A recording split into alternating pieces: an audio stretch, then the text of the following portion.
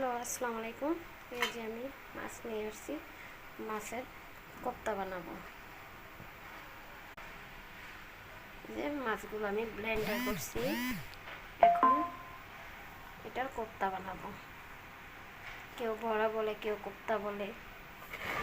এখানে নিয়েছি আদা কুচি, রসুন কুচি, পেঁয়াজ কুচি, মরিচ, হলুদ, লবণ।